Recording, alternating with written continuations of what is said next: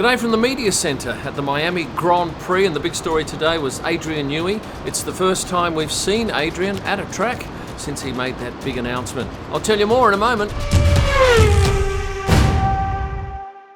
One of the greatest technical minds of the sport is leaving Red Bull. It was announced earlier this week, and today was the first time we saw him in the paddock.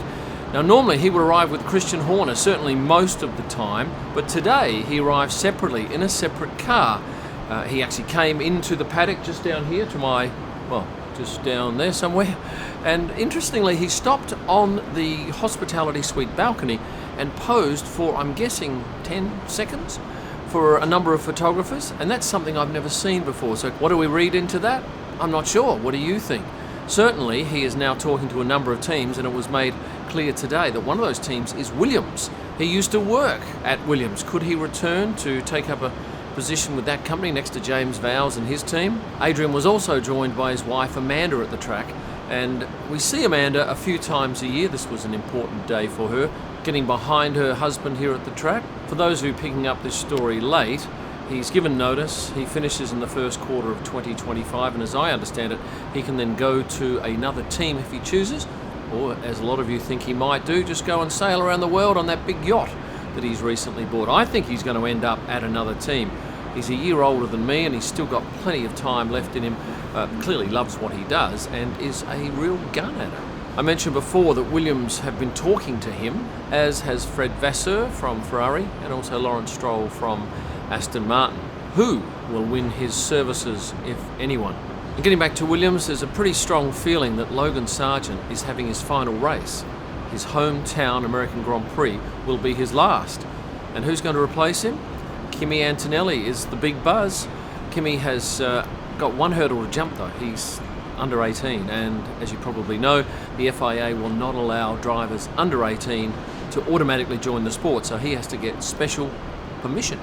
And James Vowles headed to Geneva last week to see the FIA, that's what I understand, and I think he's probably going to get the nod. If that happens, his first race will be on Italian soil at Imola.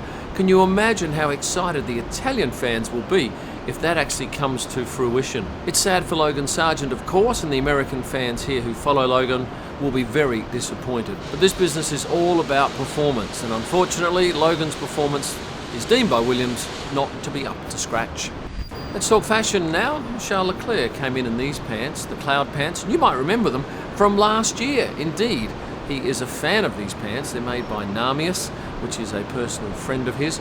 Also, fashion-wise, Lewis Hamilton in this Tommy outfit, Nico Hülkenberg and his wife dressed with Palm Angels, as was Kevin Magnussen. Yuki Tsunoda was wearing his sponsor's product, Hugo, and it was top-to-toe black, including these snazzy shoes, and he's wearing a magnificent Tudor Black Bay watch. First time I've seen this one on somebody's wrist.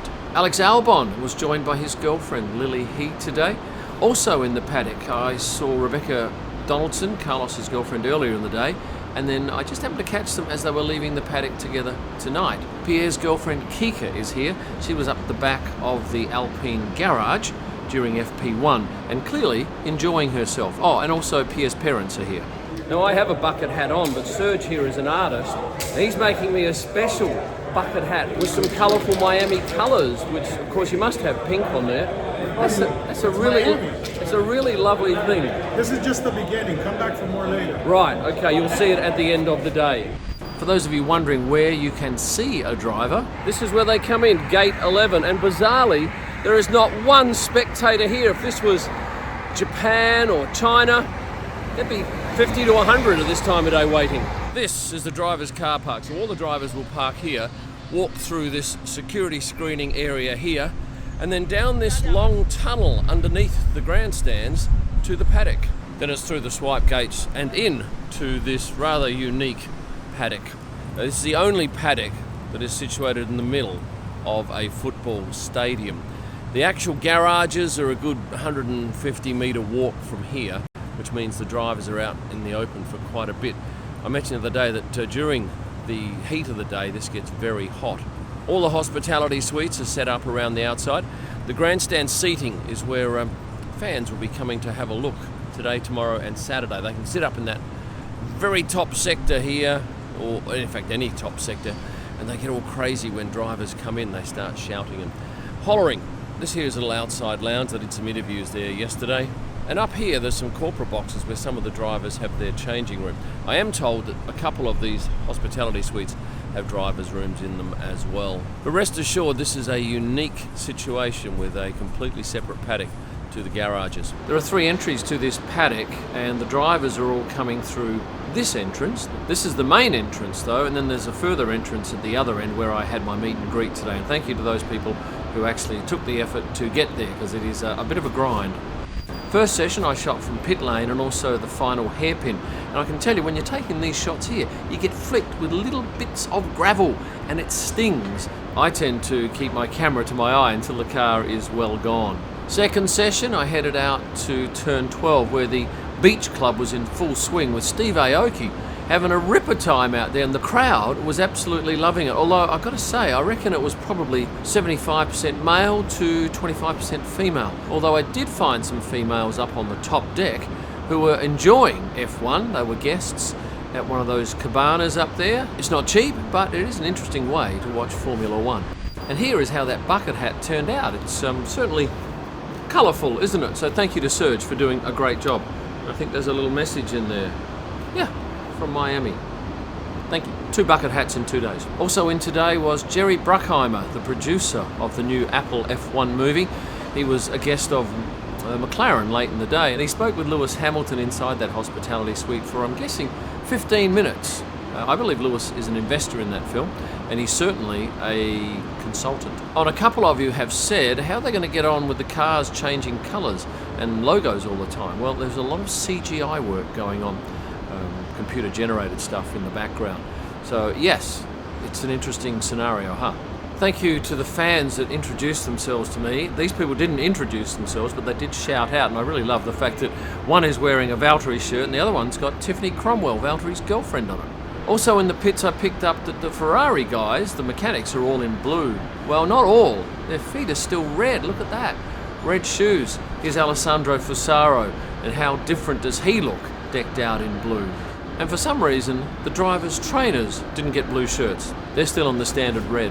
Now, have you heard that Sebastian Vettel will be driving one of Ayrton Senna's old cars at Imola next race? That's going to be interesting, isn't it? Of course, it's always great to see Sebastian Vettel back in the paddock, and even better when he's dressed up and driving around a track. Hey, have you seen this magnificent new Ayrton Senna memorial mural up on one of the walls at this track? It was unveiled yesterday, but this is what it looks like today. Oh, and I forgot to put this bit in one of my videos, but I wanted to show you my lunch at McLaren's hospitality suite at the last race in China. So today I'm having the angel hair pasta with bacon and a half orange juice with sparkling mineral water, and I can't wait. Well, while the fans are going crazy out there at the driver's presentation, I'm being served up here some caviar for lunch. This is Kaluga Queen, which I believe is a sponsor of McLaren. I'm not sure whether the drivers would be eating caviar for lunch, but I'm going to have a crack. Probably needed a fork for that. Oh, it's all coming apart in my hand. The only time I really have caviar is on Emirates, when I'm lucky enough to get a first class seat. That is right up there. Next up, angel hair pasta with bits of bacon and some gorgeous cheese. That too is beautiful. Well, that was an epic lunch. Thank you, McLaren. Well, people, it's time for me to head off and do something else, and I'm sure you have other commitments. Now, if you have enjoyed this video, I will make one plea. Please like it, and if you haven't subscribed, here's your chance to do so. And for a whole lot of extra content and merchandise, check here. Thanks for watching, and stay passionate. And he spoke with